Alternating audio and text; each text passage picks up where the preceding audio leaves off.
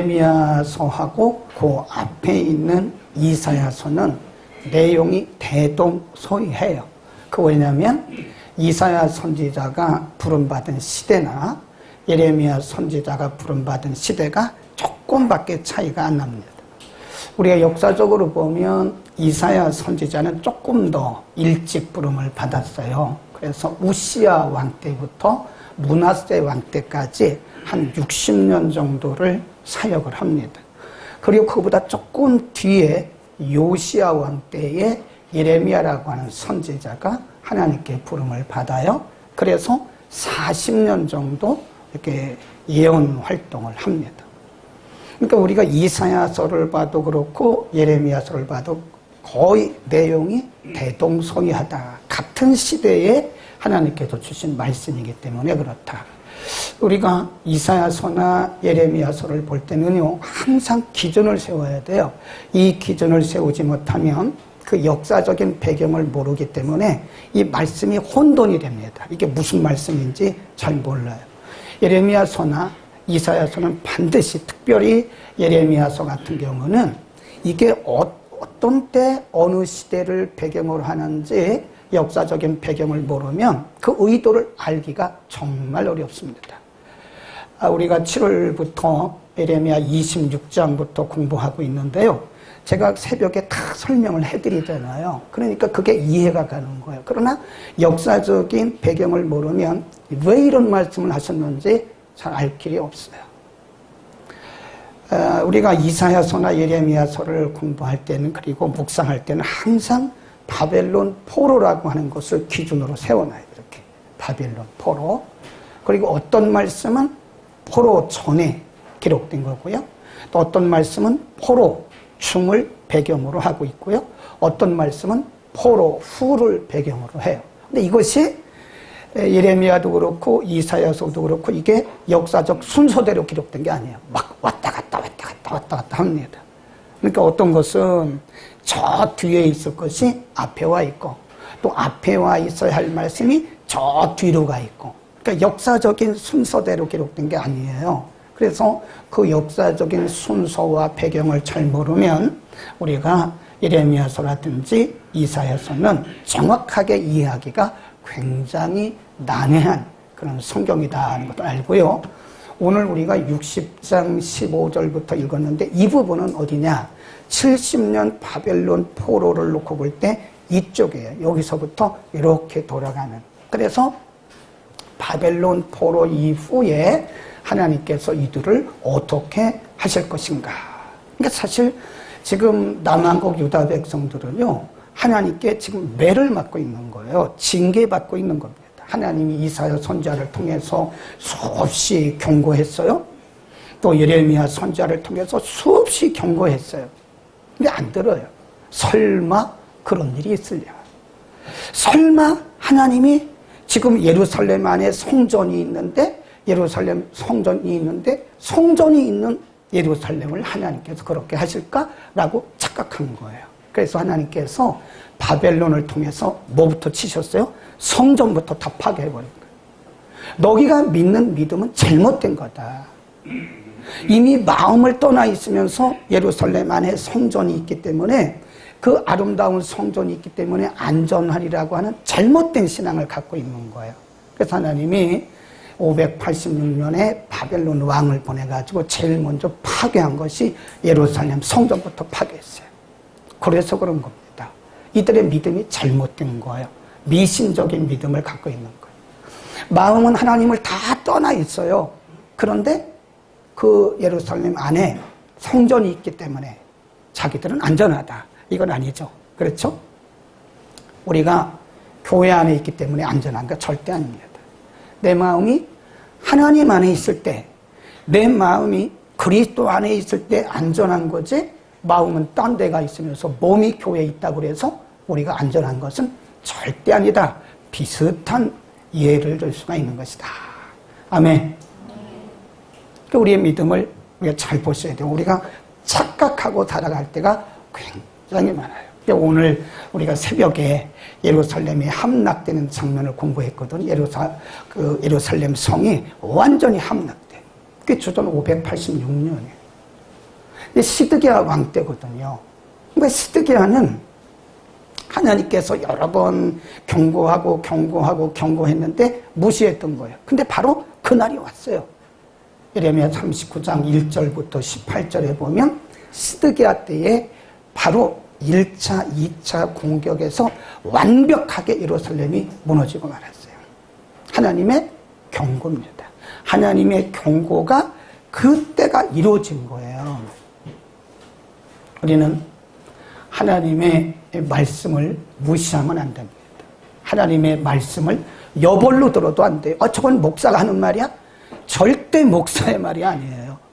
만일 우리가 하나님의 말씀을 여벌로 듣고 그냥 대충 들어갔다는 하나님의 말씀처럼 그날이 우리에게 올 수도 있어요. 그러니까 말씀이 생명이다. 말씀을 생명같이 여겨야 되고 사람이 전할지라도 그건 하나님의 말씀이다. 그래서 유다 백성들이 바벨론에 끌려가요. 함락이 돼. 주전 586년에 바벨론 느부갓네살 왕이 군대를 끌고 와가지고 처음에는 예루살렘을 이렇게 포위했어요. 그게 여호야김 때예요.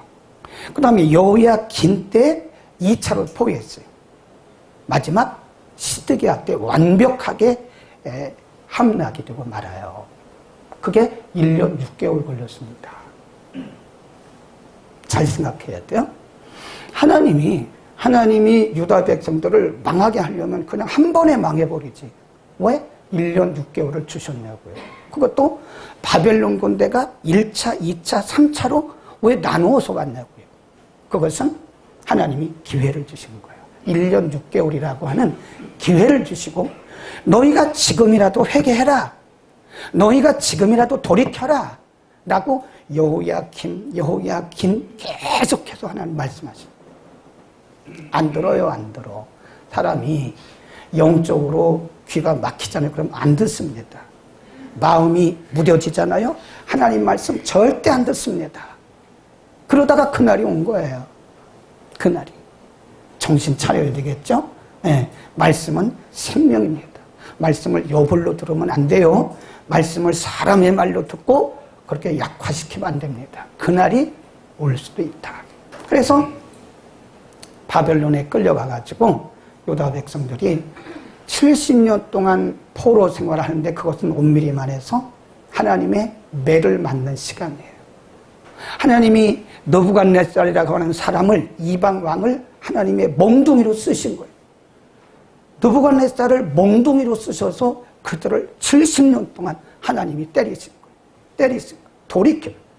내가 너희에게 기회를 준 너희가 안 돌이켰잖아. 네, 계속 70년 동안. 네.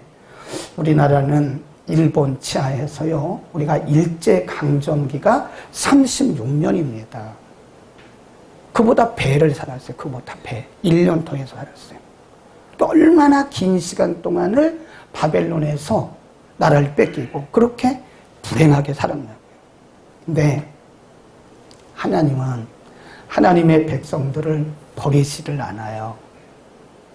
하나님께서 하나님의 백성들을 징계하시고 때리시고 이렇게 몽둥이를 가지고 사랑의 매를 대시는 한이 있어도 하나님은 그 관계를 끊어버리질 않습니다. 오늘 본문이 그러면 그렇게 하나님께서 70년 동안 바벨론을 몽둥이로 해서 그들을 치셨는데 그 이후에는 하나님이 그들을 어떻게 하실 것인가.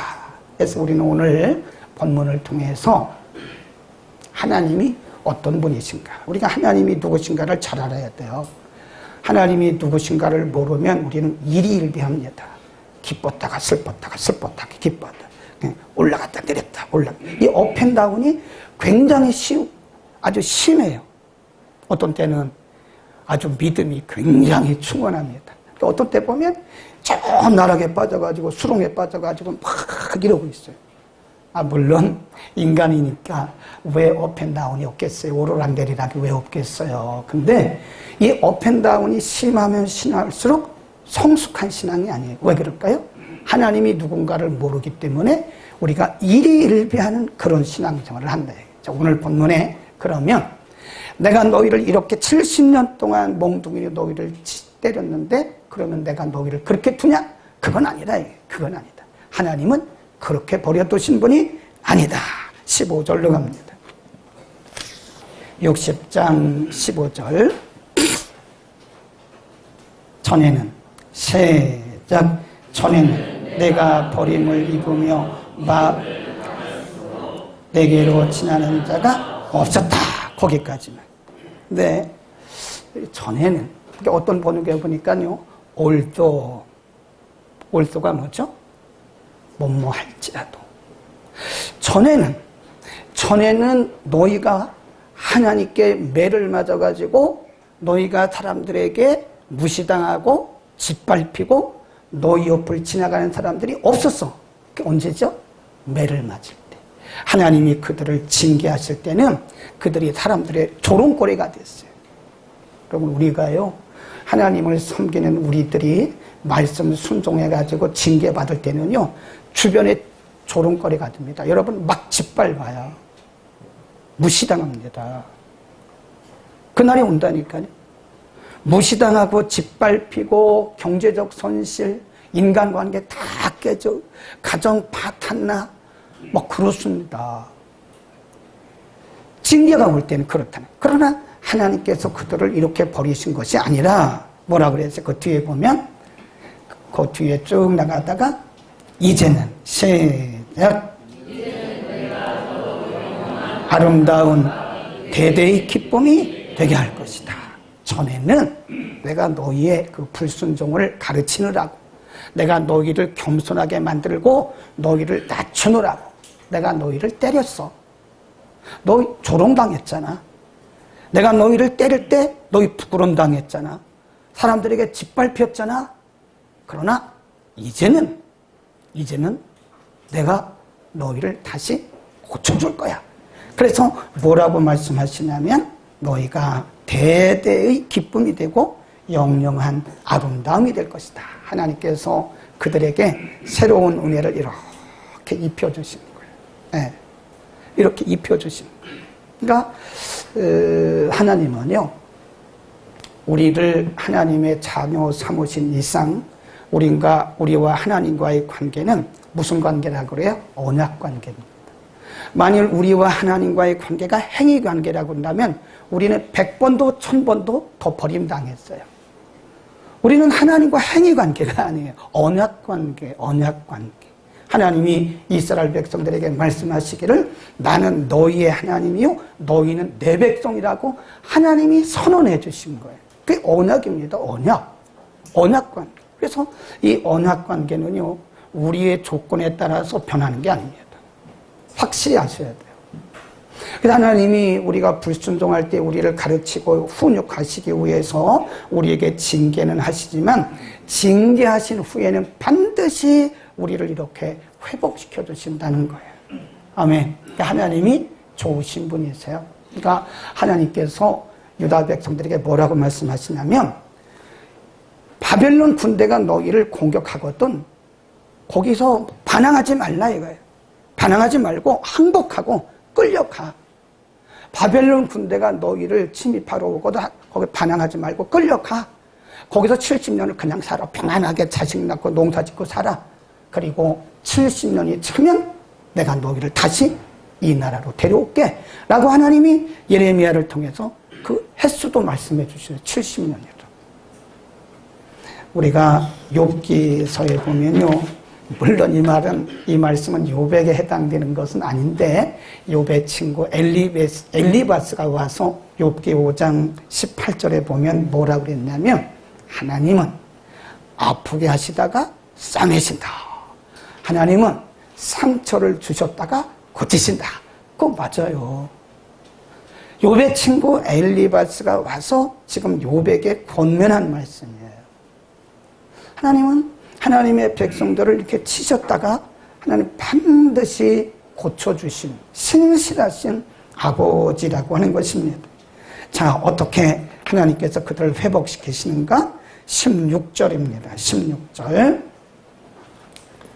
자, 16절 시작. 내가 열방의 젖을 빨며 열왕의 유방을 빨고 나 여호와가 내 구원자 내 구속자 야곱의 천능자인 줄 알리라. 내가 금을 다시 시작. 내가 금을 가져 옷을 대신하며 은을 가져 대신하며 옷으로 나무를 대신하며 철로 돌을 대신하며 화관을 세워 관원을 삼으며 의를 세워 감독을 삼으리라. 거기 보면요, 그동안에는 하나님께 매맞을 때는 주변에 있는 열국들로부터 조롱당했다는, 저 사람들 자기가 섬기는 하나님 불순종해가지고 매맞고 있는 거래. 이렇게 사람들에게 조롱당했는데 이제는 주변에 있는 나라들이 말하기를 저들은 전능하신 하나님의 백성이래 라고, 우리가 하나님의 자녀됨을 주변에 있는 사람들이 안다는 거예요. 하나님이 우리를 그렇게 높여주신다. 뭐 후에? 징계 후에. 그리고 또 뭐라고 말씀하셨냐면 17절에 보면 아주 풍성한 금을 가져 노술 대신하고 은을 가져 철을 대신한다. 예. 그만큼 이 나라가 이제 하나님이 그들을 징계하신 후에는 모든 것이 풍요로운 그 때가 오게 하시다. 그런 얘기입니다. 그래서 우리는 하나님을 신뢰해야 돼요. 일희일비하지 말라고요. 이렇게 제가 보면 우리 성도님들이 참 일희일비를 많이 합니다. 그래서 저분은 안 그럴 것 같은데 저분도 일희일비하네. 물론 사람이니까 그렇죠. 근데 오르락내리가 너무 심한 거예요. 어떤 때는 쫙 올라갔다가 어떤 때는 쫙 내려가가지고 낙심하고 절망하고. 물론 사람이니까 그럴 수 있죠. 그런데 만일 우리가 이런 신실하신 하나님을 정말로 믿는다면 그러지는 않을 거라. 우리 아버지가 신실하신, 내가 지금 하나님 앞에 내가 잘못해가지고 지금 이렇게 징계를 받고 있지만 하나님은 성경에 분명히 나를 회복시켜서 높여주신다 그랬으니까 나는 그 날을 바라보는 거예요. 아멘. 정죄에 당하고. 여러분도 그런 거 많이 했잖아요. 저 사람 무슨 죄가 있는가 봐. 예수님 당시도 있었어요. 그게 영지주의입니다. 우리 시대만 있는 게 아니에요. 예수님 당시에도 이분법적인 영지주의가 있었다고요. 어떤 사람이 날 때부터 시각장애예요. 그러니까 제자들이 물어봤어요. 예수님, 이 사람이 시각장애인으로 태어난 것이 부모의 죄입니까? 자기의 죄입니까? 이게 이분법이거든. 이게 영지주의입니다. 이런 사상이 예수님 당시도 있었고 예수님 제자들에게도 있었고 우리들에게 지금 그런 사상이 우리 속에 꽉 박혀 있다는 거예요. 그러니까 더 중요한 것은 우리가 다른 사람들을 힘들게 하고 자기 자신도 너무 절망하는, 내가 무슨 죄가 많아서 이렇게 되냐고. 다른 사람들은 다 암도 안 걸리는데 나는 무슨 죄가 많아가지고 내가 이런 암이 걸리냐. 여러분, 그런 시각으로 보면 안 됩니다. 암 걸린 사람이 얼마나 많은데 암에 걸렸다고 다 무슨 죄가 있어서 그런 겁니까? 치매 걸렸다고 다 죄가 있어서 그런 겁니까? 우리는 하나님이 누구신가를 알아야 돼요. 하나님은 우리를 잠시 징계는 하지만 반드시 우리를 회복시키시는, 아프시게 하셨다가 우리를 다시 싸매어 주시는 좋으신 신실하신 하나님이심을 믿기를 축원합니다. 그 다음에 18절로 갑니다. 18절, 19절, 20절 세 번 반복되는 단어가 있어요. 18절 시작. 다시는 강포한 일이 내 땅에 들리지 않을 것이요 황폐와 내 에 다시 없을 것이며 내가 내 성벽을 구원이라 내 성문을 할 것이다.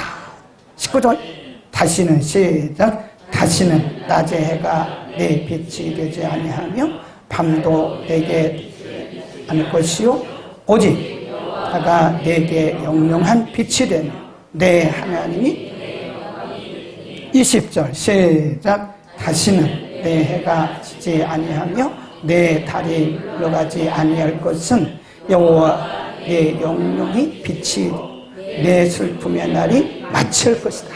거기 보면 다시는 노로운 거 더 이상 그런 뜻이에요. 하나님이 지금 70년 동안 바벨론 느부갓네살 왕을 막대기로 가지고 유다 백성들을 막 치신 거예요. 유다 백성들은 나라 뺏겼죠. 신앙 뺏겼죠. 그들의 문화도 다 뺏겼죠. 완전히 노예처럼 사는 거예요. 70년 동안. 근데 70년이 거의 맞춰갈 때 하나님께서 이사야를 통해서 말씀하시기를 걱정하지 마. 걱정하지 마. 내가 너희를 다시 고쳐줄 거야.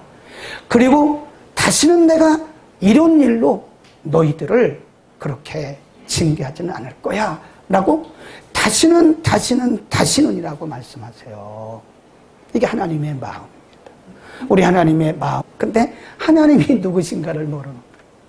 하나님은 막 벌 주는 분, 잘못하면 징계하시는 분, 이 잘못하면 막 사고 나게 하고. 어떤 분 이런 얘기하는 걸 들었어요. 자기가 가다가 접촉사고가 났대요. 그 차가 망가졌어요. 뭐라 그러지 않으세요? 오늘 새벽기도 안 가서 그렇다고.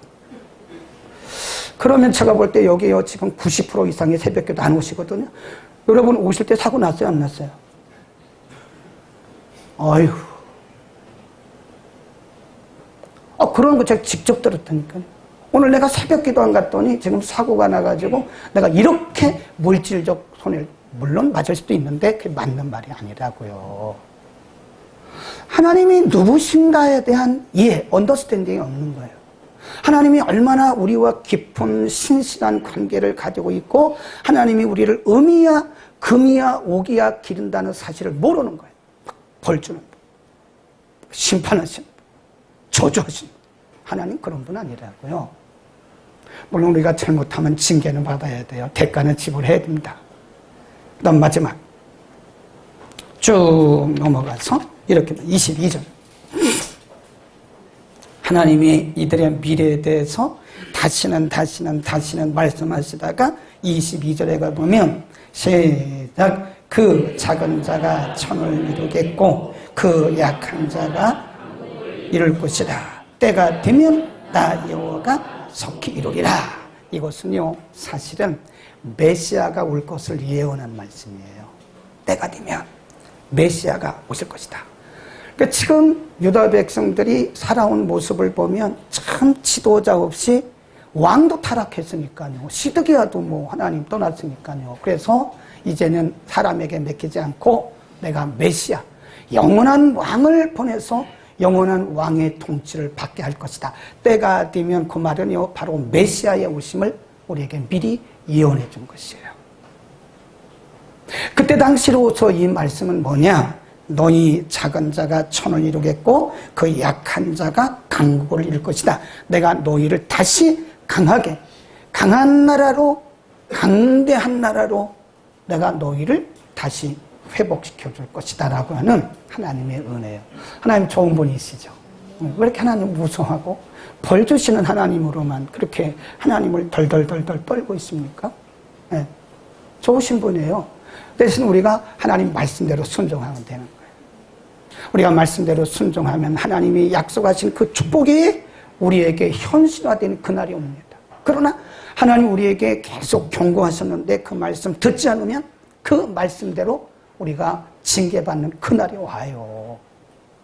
우리는 이제 하나님의 말씀 앞에 우리 자신을 놓고 코람데오 신앙으로 우리를 말씀 앞에 내려놓고 나는 이 말씀 앞에 어떻게 정말 순종하며 살 것인가. 이렇게 좋으신 하나님이십니다. 우리를 버리지도 아니하시고 우리를 다시 싸매어 주시고 우리를 다시 부흥케 하시고 우리에게 많은 것을 주시는 이 좋으신 하나님을 우리는 제대로 알지도 못하고 우리 아버지가 어떤 분인가도 모르고 우리는 고아처럼 우리는 그렇게 버려진 아이처럼 그렇게 살고 있지는 않은가. 우리 자신들을 돌아보시기를 바랍니다. 하나님은 신실하신 우리 아버지입니다. 기도하겠습니다.